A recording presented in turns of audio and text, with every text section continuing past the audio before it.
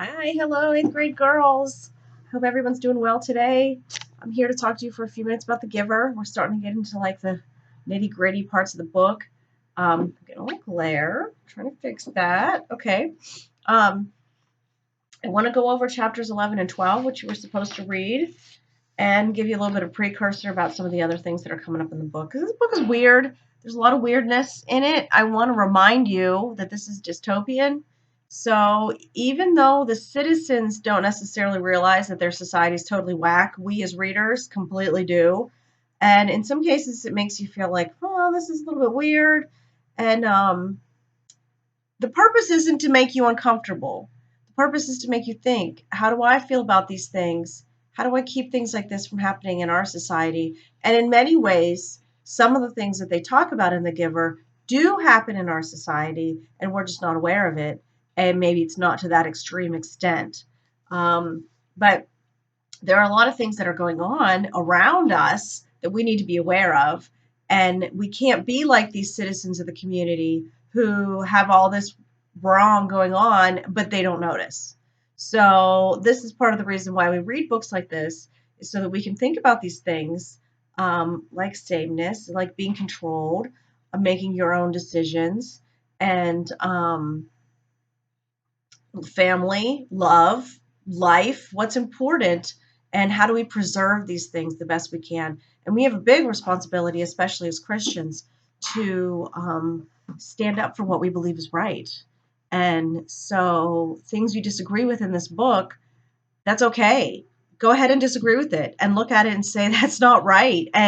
But I want you to be able to formulate in your mind why. Why isn't that right? What is it that you know deep down in your gut and in your spirit that makes you realize that this isn't right, that there's something wrong with this, that this isn't how it should be? Fortunately, it's just fiction, and fiction is just a bunch of lies. It's not true. It's not a true story. So keep that in mind as you're reading it. This did not really happen. This doesn't really happen. It's not true. You're not supposed to believe it. You don't have to believe it. Please don't believe it, actually, because it's not true. Um, but fiction is one of those things that gives us a different perspective that otherwise we would never have. Um, so, looking at this society, you can see how some people, even nowadays, are tempted to think that a society that is same would be good. And so here we have the giver showing us that sameness isn't necessarily better. In fact, in many cases, it's worse. And this is where, as we're starting to read now, Jonas is starting to see and starting to realize these things that are wrong with his society, and it's bothering him. Excuse me. So he gets his first memory in chapter 11. Now, I apologize for the weirdness of the memory. It's sort of like a telepathic sort of thing. It's really bizarre. The hardest part I have to digest about this is the fact that all the other people in the community don't have these memories. They don't have memories. All they and when Jonas in the previous chapter said, I thought there was always just now, always here. Most of the people in this fictional community don't even know their own history. They don't know there is history. They feel like they just live in the present and they just know that this is now. Now, we know that that's not true, but you can even see in today's society a lot of people leaning this way where people are paying less attention to history and more attention to, I'm going to live in the now. We've talked in class about YOLO, you only live once, and living for today and living for earthly pleasures. And that is not the way that God has called us to live. So this sort of calls this into light. So get out your study guide real quick. We're going to be on chapters 11 and chapters 12. We'll just talk about this briefly because I've given you other things to do today. Okay. And then tomorrow when we Zoom or I call you on the phone, then we'll talk a little bit more in depth, or you can ask me questions if you have some questions or talk to me about what's bothering you. And I'm going to give you some discussion questions that I want you to think about and formulate some answers for. Okay. So in chapter 11, number 1, what was the first memory was sled riding. And this is where we realize how primitive and deprived that society really is. This society that Lois Lowry made up. They don't even know cold. They don't know snow. They don't even know hill. It's like, wow. Okay, so this is how sheltered these people really are. Number two, what is his reaction? Well, he enjoyed it and he's excited about it. And then it's interesting. Jonas has a lot of empathy, and that he then feels bad that he took that memory from the giver. And so there's this concept going on, this fictional made up concept that when the giver transfers his memory to Jonas, that the giver no longer has it. It is now belongs to Jonas. And Jonas now has to carry this in his mind, kind of like we carry our own memories. But giver gave it to him. It's weird. It's kind of weird, but just bear with me. Um, you don't have to accept it as real. It's just like when you go to the theater, you have to just believe that that person is flying and they're not really hanging from ropes. You know, you just kind of suspend your belief a little bit when you're watching a movie, when you're in the theater, and when you're reading fiction. It's the same. You just kind of like, okay, I'm going to go with this. There's sometimes my kids are so funny because I'll say things to them like, why did that character do that? That was the dumbest thing. And my son Levi will look at me and say, it's the magic of plot development. And that's what it is in some cases. You see characters do the stupidest things, and really it's just to drive the plot forward. So here we have some interesting things. Lois Lowry had to figure out a way for the giver to give memories to Jonas, for Jonas to learn these memories, for Jonas to be able to see what is wrong in his community. And so he's transferring it kind of like an energy that he's transferring through. But it's totally fictional. This is not a sort of thing that can ever happen in real life. Anyways, so then what happened to the snow? Then they started to talk about climate control and how the scientists had found a way to control the climate so it doesn't get cold and it doesn't snow. And that was basically to boost food production. Now, what did they lose? They lost the beauty and the wonder of snow. So here we have this attempt at sameness and this attempt at improving the world. And in reality, they lost something that really is quite valuable. So, number four, then the second memory is the sunshine, which Jonas also enjoys.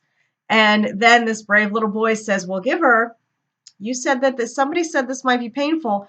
And so then he experiences sunburn. So then Jonas starts to realize that some of the memories aren't necessarily good. And so, and that's true. That's one of those things that, when you lose a good thing, there's consequences to everything. And there's a good and a bad side to most things. We've talked a lot in class about every reaction has a consequence. So here we have this wonderful sunshine that we know and love, which is weird. And this strikes me as odd that the people in the community don't even experience sunshine. Like, how do they solve the problem of growing crops without the sunshine unless they have like a roof over their community or something? I don't quite understand that part. But anyways, so chapter 12, now Jonas is beginning to see color. And this is where for the first time you're like, wait a minute. You mean these people couldn't see color? Like, it's not like he says it's in black and white. When you watch the movie, everything's in black and white. You can tell that these people can't see color. But in the book, they don't go into it because Jonas doesn't know they can't see color because he doesn't know what color is.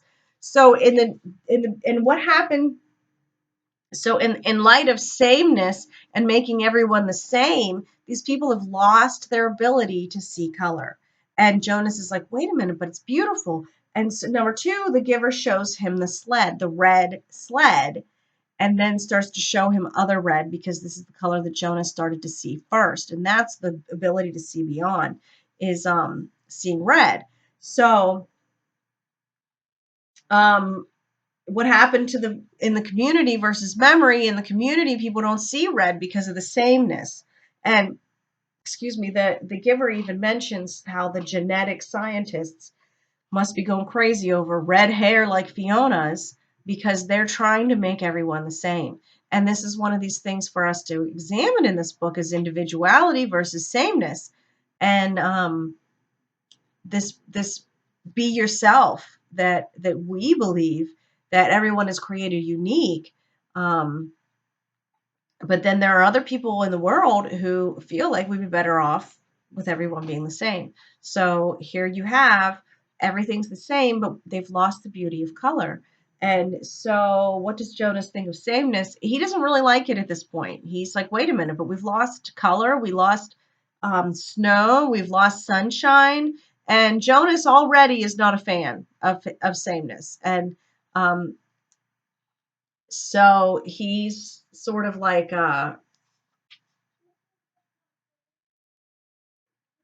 yeah, where is it? We gained, okay. Um, on page 95, the giver shrugs and he says, our people made that choice, the choice to go to sameness. Before my time, before previous time, back and back and back. So whenever they talk about that, they're talking about ancient history, okay? Which this is sort of futuristic, I would think. Not in today's society because, I mean, science is pretty advanced if they can control the climate and genetically engineer everyone to be the same and not see color. So this is a futuristic dystopian society, but they're going back and back and back. Um, he says, we relinquished color when we relinquished sunshine and did away with differences. He thought for a moment. We gained control of many things, but we let go of others. We shouldn't have, Jonas said fiercely. And the giver looked startling at the certainty of Jonas's reaction, and he said wryly, you've come very quickly to your conclusion, he said. It took me many years. Maybe your wisdom will come much more quickly than mine. And then he asks the giver how he started to know that he could see beyond. But the giver sort of skates over that question, and we'll find out later. But he gives then Jonas the memory of a rainbow, which I'm sure Jonas really enjoyed. So that is chapters 11 and 12. Feel free to comment, make comments. And when we Zoom or talk on the phone, we can talk more about this. And also, I want you to read chapters 13 and 14, and I'm going to give you some discussion questions. So I will see you soon. Bye.